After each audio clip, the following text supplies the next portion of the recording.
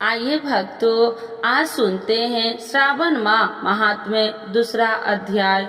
तो एक बार बोलिए प्रेम से शिव जी की जय, माता पार्वती की जय, गौरी पुत्र गणेश भगवान की जय। ईश्वर बोले, हे महाभाग, आपने उचित बात कही है। हे ब्रह्मपुत्र, आप विनम्र गुणी श्रद्धालु तथा भक्ति संपन्न है। हे अनध, आपके श्रावण मास के विषय में विनम्रता पूर्वक जो पूछा है उसे तथा जो नहीं पूछा है वह सब अत्यंत हर्ष तथा प्रेम के साथ मैं आपको बताऊंगा।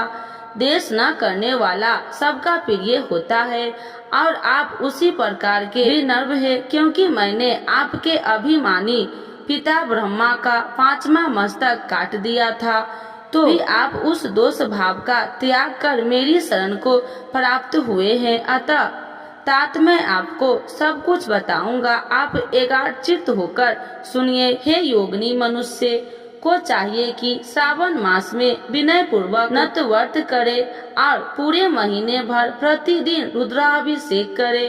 अपनी प्रत्येक प्रिय वस्तु का इस मास में त्याग कर देना चाहिए। पुष्पों, फलों, दांतों, तुलसी की मंजरी तथा तुलसी दलों और बेल पत्रों से शिव जी की लक्ष्य पूजा करनी चाहिए। 1 करोड़ शिवलिंग बनाना चाहिए और ब्राह्मणों को भोज कराना चाहिए। महीने भर पारण व्रत अथवा उपवास करना चाहिए। इस मास में मेरे लिए अत्यंत प्रीतिकर पंचामृत अभिषेक करना चाहिए। इस मास में जो शुभ कर्म किया जाता है वह अनंत फल देने वाला होता है। हे मुने, इस माह में भूमि पर सोए, ब्रह्मचारी रहे और सत्य वचन बोले। इस मास को बिना व्रत के कभी व्यतीत नहीं करना चाहिए। फलाहार अथवा अभ्यास्त्र ग्रहण करना चाहिए। पत्ते पर भोजन करना चाहिए। व्रत करने वाले को चाहिए कि इस मास में शाक का पूर्ण रूप से परित्याग कर दे। हे मुनि श्रेष्ठ, इस मास में भक्ति युक्त होकर मनुष्य को किसी न किसी व्रत को अभ्यास करना चाहिए। सदाचार परायण भूमि पर शयन करने वाला, प्रातः स्नान करने वाला और जितेंद्रिय होकर मनुष्य को एकाग्र किए गए मन से प्रतिदिन मेरी पूजा करनी चाहिए।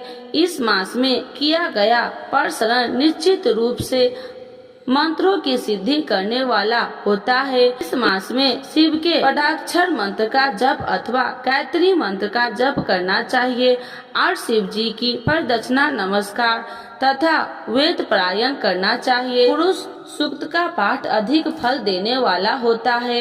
इस मास में किया गया ग्रह यज्ञ, कोटि होम, लक्ष्य होम तथा युक्त होम से फलीभूत होता है और अभिष्ट फलों प्रदान करता है। जो मनुष्य इस मास में एक भी दिन व्रतहीन व्यतीत करता हो वह प्रलय अत्यंत घोर नरक में वास करता है। यह मास मुझे जितना प्रिय है उतना कोई अन्य मास प्रिय नहीं है। यह मास सकाम व्यक्तियों को अभिष्ट फल देने वाला तथा निष्काम व्यक्ति को मोक्ष प्रदान करने वाला है। हे सतम, इस मास के जो व्रत तथा धर्म है उन्हें मुझसे सुनिए। रविवार को सूर्य देव तथा सोमवार को मेरी पूजा व नक्त भोजन करना चाहिए। श्रावण मास के पहले सोमवार से आरंभ करके 3.5 महीने तक रोटक नामक व्रत किया जाता है। यह व्रत सभी मनोवांछित फल प्रदान करने वाला है। मंगलवार को मंगला गौरी का व्रत, बुधवार व बृहस्पतिवार के दिन इन दोनों चारों का व्रत, शुक्रवार को जीवितिका व्रत का, शनिवार को हनुमान तथा नरसिंह का व्रत करना बताया गया है। हे मुने, अब तिथियों में किए जाने वाले व्रतों का श्रावण करे। तुम्बर नामक व्रत होता है। श्रावण के शुक्ल पक्ष की तृतीया तिथि को गौरी व्रत होता है। इस प्रकार शुक्ल की चतुर्थी तिथि को दुर्गा गणपति नामक व्रत किया जाता है। हे मुने, इसी चतुर्थी दूसरा नाम विनायक चतुर्थी भी है। शुक्ल पक्ष की पंचमी तिथि नागों के पूजन के लिए प्रशस्त होती है। हे मुनि श्रेष्ठ, इस पंचमी को रौलव कलापदी नाम से जानिए। षष्ठी तिथि को सुपोदन व्रत और सप्तमी तिथि को शीतला व्रत होता है। अष्टमी अथवा चतुर्थी तिथि को देवी की पवित्रारोपण व्रत होता है। इस माह के शुक्ल पक्ष तथा कृष्ण पक्ष की दोनों नवमी तिथि को व्रत करना बताया गया है। शुक्ल पक्ष की 10वीं तिथि को आशा नामक व्रत होता है। इस मास में दोनों पक्षों में दोनों एकादशी तिथि को इस व्रत की कुछ और विशेषता मानी गई है। श्रावण मास के शुक्ल पक्ष की द्वादशी तिथि को श्री विष्णु का पवित्रारोपण व्रत बताया गया है। इस द्वादशी तिथि में भगवान श्रीधर की पूजा करके मनुष्य परम गति प्राप्त करता है। उत्सर्जन उपाकर्म सदा दीप सभा में उपाकर्म, इसके बाद रक्षाबंधन, पुनः श्रवणाक्रम, सर्पबलि और हयग्रीव का अवतार के 7 पूर्णमासी तिथि को करते हेतु बताया गया है। श्रावण मास के कृष्ण पक्ष की चतुर्थी तिथि को संकष्टी चतुर्थी व्रत कहा गया है और श्रावण मास के कृष्ण पक्ष की पंचमी तिथि के दिन मानव कलादी नामक व्रत का जानना चाहिए। तिजोतम कृष्ण पक्ष की अष्टमी तिथि को कृष्ण का पूर्ण अवतार हुआ। इस दिन उनका अवतार हुआ तथा महान उत्सव के साथ इस दिन व्रत करना चाहिए। हे मुनि श्रेष्ठ, इस अष्टमी को मनावदी तिथि जानना चाहिए। श्रावण मास की अमावस्या तिथि को पिठोरा व्रत कहा जाता है। इस तिथि को कुशों का ग्रहण और विषयों का पूजन किया जाता है। इस मास में शुक्ल पक्ष की प्रतिपदा तिथि से लेकर सब तिथियों में पृथक पृथक देवता है।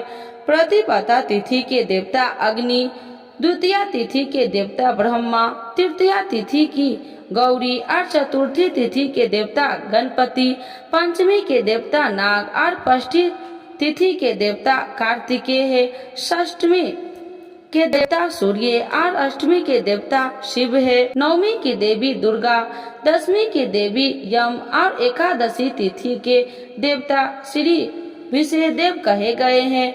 द्वादशी के विष्णु तथा त्रयोदशी के देवता कामदेव है। चतुर्थी के देवता शिव, पूर्णिमा के देवता चंद्रमा और अमावस्या के देवता पितृ है।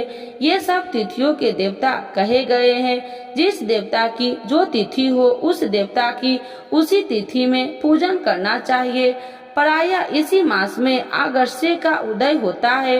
हे मुने, मैं उस काल को बता रहा हूँ, आप एकाग्रचित्त होकर सुनिए। सूर्य के सिंह राशि में प्रवेश करने के दिन से जब 12 अंश 40 घंटी व्यतीत हो जाती है तब अगस्त्य का उदय होता है।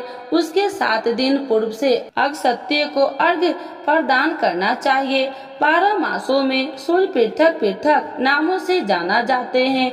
उनमें से श्रावण मास में सूर्य नाम वाला होकर तापता है। इस मासों में मनुष्य के भक्ति संपन्न होकर सूर्य की पूजा करनी चाहिए। हे सतम, 4 मासों में जो वस्तुएं वर्जित है उन्हें सुनिए। श्रावण मास में शाक तथा भाद्र में दही का त्याग कर देना चाहिए। इसी प्रकार आश्विन में दूध तथा कार्तिक में दाल का परित्याग कर देना चाहिए।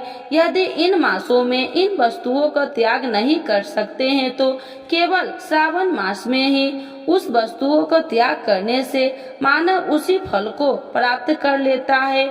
हे मानद, यह बात मैंने आपसे संक्षेप में कही है। हे मुनि श्रेष्ठ, इस मासों के व्रतों और धर्मों के विस्तार को सैकड़ों वर्ष में भी कोई नहीं कह सकता। मेरी अथवा विष्णु की प्रसन्नता के लिए संपूर्ण रूप से व्रत करना चाहिए। परमार्थ की दृष्टि से हम दोनों में भेद नहीं है।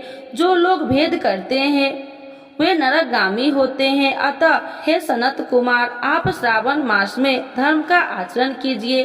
इस प्रकार ईश्वर सनत कुमार संताप के अंतर्गत श्रावण महात्म्य नामक दूसरा अध्याय पूर्ण हुआ। तो एक बार बोलिए प्रेम से शिव जी की जय, माता पार्वती की जय, गौरी पुत्र गणेश भगवान की जय।